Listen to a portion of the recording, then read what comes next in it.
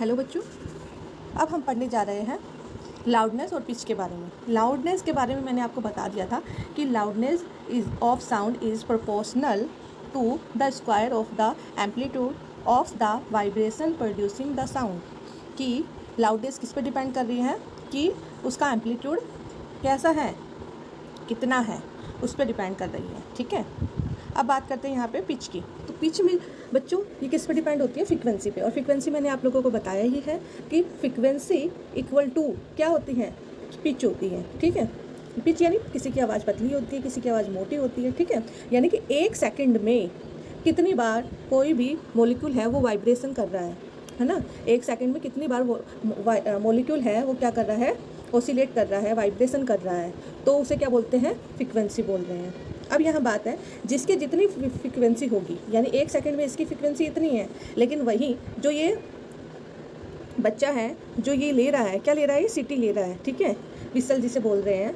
तो ये क्या कर रहा है? इसकी फ्रीक्वेंसी एक सेकंड में ज़्यादा है, यानी ये वाइब्रेशन एक सेकंड में ज़्यादा कर रहा है। तो इसकी जो साउंड है वो कैसी होगी? पतली होगी। और इसकी जो साउंड है वो कैसी होगी? मोटी होगी। जैसे ये बच्चा है वो ड्रम को क्या कर रहा है? स्टिक से बीट कर रहा है। ठीक है, और यहाँ पे ये बच्चा विसल लेकर क्या कर रहा है? इसको बजा रहा है। तो इसकी तीखी आवाज़ है, पतली आवाज़ है, इसकी ढम ढम करके मोटी आवाज़ है, वो किस वजह से है? फ्रीक्वेंसी की वजह से है। अब बच्चों आगे देखो। तो बच्चों अब हम इम्पोर्टेंट पॉइंट पढ़ने जा रहे हैं यहाँ पे, नॉइज़ एंड म्यूजिक। क्या है? Noise and music. नॉइज़ यानी वो साउंड जिससे हम डिस्कम्फर्ट होते हैं, यानी कि जिससे हम क्या कर पाते हैं? सुनना पसंद नहीं करते हैं, जो हमारे पूरी फिजिकल बॉडी को अफेक्ट करता है। फिजिकली नहीं, मेंटली बॉडी को भी अफेक्ट करता है। और म्यूजिक वही क्या होता है? हमें बहुत अच्छा लगता है, क्योंकि वो क्या होता है? अच्छे साउंड में होता है, यानी ऐसे साउंड को हम सुन पाते हैं। तो यही हम पढ़ेंगे। We hear different type of sound. हम अलग अलग प्रकार के साउंड को सुन रहे हैं हमारे चारों तरफ। Does it sound something cause discomfort to you? क्या आपके आसपास ऐसी आवाज़ भी हैं जो आपको डिस्कम्फर्ट कर देती हैं? तो कुछ साउंड होती है वो प्लीजेंट होती है, यानी अच्छी लगती है हमें, और कुछ साउंड क्या होती हैं? अनप्लीजेंट होती है। तो ऐसी साउंड जो अनप्लीजेंट होती है हमारे लिए, उसे क्या बोलेंगे?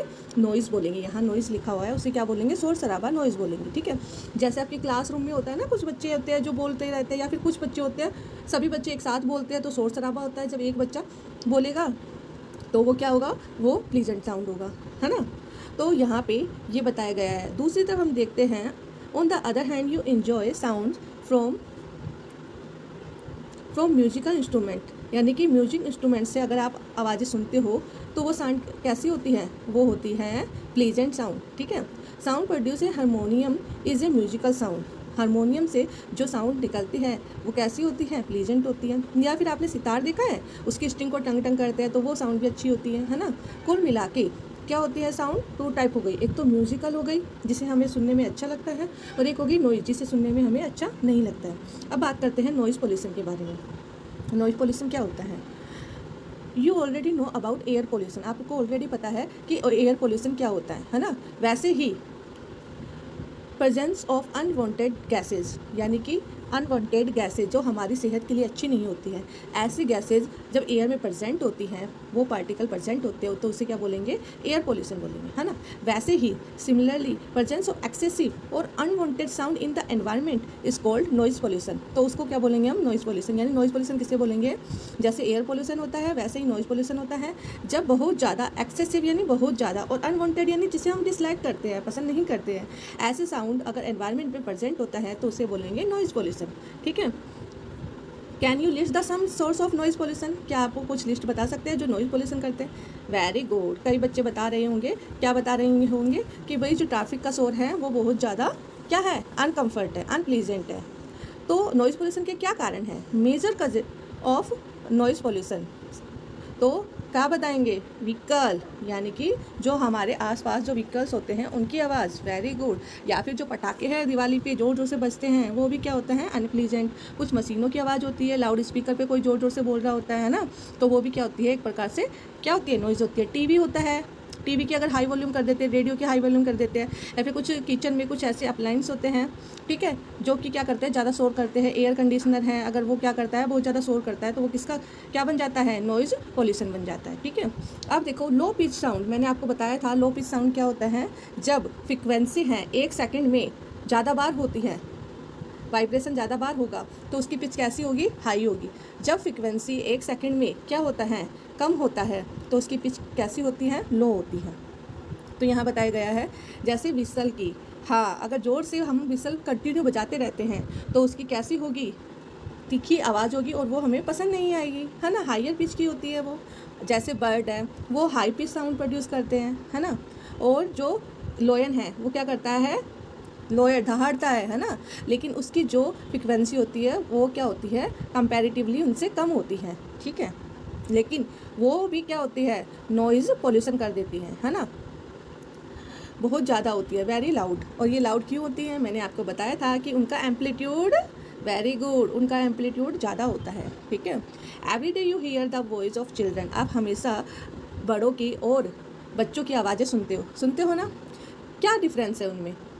कुछ बच्चे बताएंगे कि मैम छोटे बच्चे होते हैं उनकी आवाज़ बहुत प्यारी होती है, सुनने लायक होती है, लेकिन बड़े होते हैं उनमें आवाज़ थोड़ी मोटी होती है। Can you say that frequency of voice of a child is higher than that of adult, क्या हम ये कह सकते हैं कि फ्रिक्वेंसी है वो छोटे बच्चों में क्या होती है, हायर होती है, किससे, बड़ों से होती है या नहीं होती है, होती है। जब तो उनकी आवाज़ कैसी होती है, मीठी लगती है। Usually the voice of women has higher frequency than that of a man, ठीक है। अब हम बात करते हैं ऑडिबल इनऑडिबल साउंड, ऐसे साउंड जिसको हम सुन पाते हैं और ऐसे साउंड जिसको हम सुन नहीं पाते हैं। हम जानते हैं we need vibrating body for a production of sound, की साउंड का प्रोडक्शन कब होता है, जब वाइब्रेट करती है कोई बॉडी, ठीक है। Can we hear sound of all vibrating body, क्या हम सभी वाइब्रेटिंग बॉडी का साउंड सुन सकते हैं, बच्चों ऐसा नहीं होता है। जो फ्रिक्वेंसी किससे कम होती है, 20 वाइब्रेशन पर सेकंड यानी 20 हर्ट्ज से कम होती है, उसको हम नहीं सुन पाते हैं। हमारे जो ईयर हैं वो उसको नहीं सुन पाते हैं, ह्यूमन बींग्स उसको नहीं सुन पाते हैं। Such a sound are called inaudible sound, इसको क्या बोलेंगे, इनऑडिबल साउंड, नहीं सुन पा रहे। On higher side sound of frequency higher than about 20,000 vibration per second यानी 20 kilo hertz also not audible, उसको भी नहीं सुन पाते हैं। तो ह्यूमन ईयर है वो ऑडिबल फ्रिक्वेंसी क्या हुई कि 20 से ज़्यादा और 20,000 से कम यानी 20 से मोर देन 20 और लेस देन 20,000 हर्ट्ज, इसको हम सुन पाते हैं, ठीक है। तो ये इंपॉर्टेंट क्वेश्चन है कि ह्यूमन ईयर है वो कहाँ से कहाँ तक आवाज़ को सुन पाता है। Some animal can hear sound of, और कुछ एनिमल्स होते हैं जो क्या है हायर देन 20,000 हर्ट्ज है फ्रिक्वेंसी है, उससे साउंड सुन पाते हैं कुछ।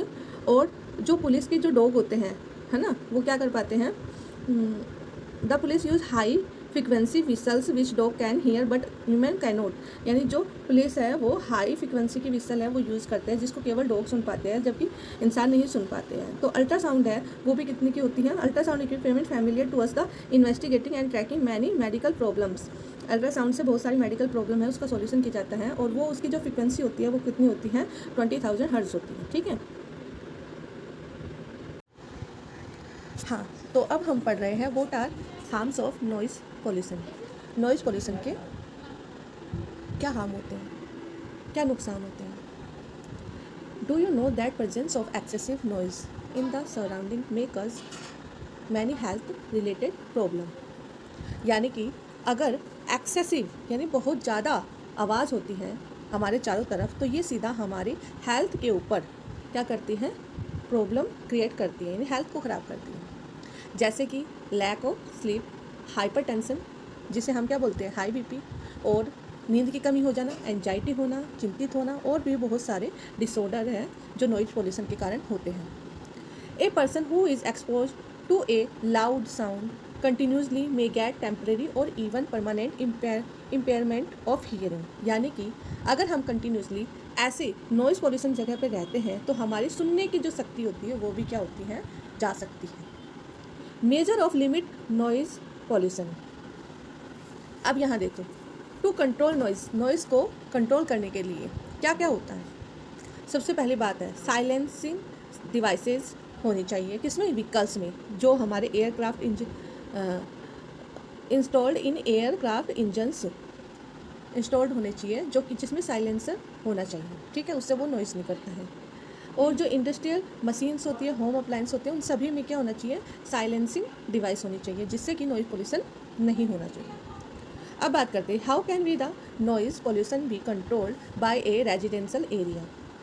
कैसे हम रेजिडेंशियल एरिया में नॉइज़ पोल्यूशन को कंट्रोल कर सकते हैं। इसका सबसे अच्छा बताया है all noisy operation must be conducted away from any residential area. जितने भी जो शोर करते हैं लाइक फैक्ट्री वगैरह होते हैं उनको जहाँ रेजिडेंशियल एरिया होगा उससे बहुत दूर क्या करना चाहिए, लगाना चाहिए, यानी फैक्ट्री दूर होनी चाहिए। जैसे कि noise producing industry should be set up away from the such area, दूर होना चाहिए। Use of automobile horns should be minimize, और जितना हो सके जो हॉर्न है उनकी साउंड है वो कम होनी चाहिए। जैसे टीवी और म्यूजिक होते हैं तो उनकी भी साउंड है वो लो वॉल्यूम पर होनी चाहिए। ट्रीज़ होती हैं उनको ज़्यादा से ज़्यादा प्लांटेड करना चाहिए, कहाँ पर, रोड के आसपास। ये रोड होती है ना, चाहिए यहाँ पे बस कार वगैरह चलते हैं और यहाँ पे बहुत सारे पेड़ पौधे लगे होते हैं, है ना, तो वो इसी वजह से लगे होते हैं। क्यों लगे होते हैं? क्योंकि इससे नॉइज़ पोल्यूशन कम होगा। जैसे एग्जाम्पल अब यहाँ दिया गया है, जैसे आप ट्री प्लांटेड करते हैं, buildings to cut down on the sounds reaching the residency, thus reducing the harmful effect on noise pollution. और इस वजह से नॉइज़ पोल्यूशन है वो कम होगा, यानी वो साउंड होगा उसको कट डाउन करते हैं, यानी कि साइड कर देते हैं। अब यहाँ पे है हियरिंग इम्पेयरमेंट, यानी हम जब सुन नहीं पाते हैं उसके बारे में है। Total hearing impairment which is rare, ये बहुत कम होता है। Is usually from birth itself, ये किस वजह से होता है कि भाई जन्म से ही होता है ये, ठीक है। कई बार होता है ना कोई बच्चा सुन नहीं पाता है तो वो किस वजह से होता है, जन्मजात होता है। Partial disability is generally the result of disease, injury और एज। और दूसरी साइड अगर कुछ इंजरी हो जाती है उस वजह से होता है, कोई डिजीज़ हो जाती है उस वजह से होता है। Children with empire hearing need special care, और ऐसे चिल्ड्रन को जो कम सुनते हैं, उन्हें सुनाई नहीं देता है, उनको स्पेशल केयर की ज़रूरत होती है। बाय लर्निंग साइन लैंग्वेज, और उनको साइन लैंग्वेज के जरिए such children can be communicate effectively. यानी आप लोगों को ने देखा है ना कि वो हाथों को ऐसे करते हैं, फिंगर्स को ऐसे ऐसे करके फिंगर्स को, फिर वो बात करते हैं फिंगरों से, है ना, तो ये साइन लैंग्वेज होती है, उससे वो कम्युनिकेट करते हैं। Because speech develop as the direct result of hearing, a child with a hearing loss may have defective speech also, क्योंकि सुनने से ही तो हम कुछ सुन पाते हैं, जब भी तो हम कुछ बोल पाते हैं, है ना। तो जो हियरिंग होता है, हियरिंग वो डायरेक्टली किसको इफेक्ट करता है, बोलने को भी, स्पीच को भी इफेक्ट करता है। Technology device for a hearing impaired have made it possible for such a person improve their quality of life. Society can do much to improve the living environment for the hearing impaired and help them live normal lives. जो society होती है उनको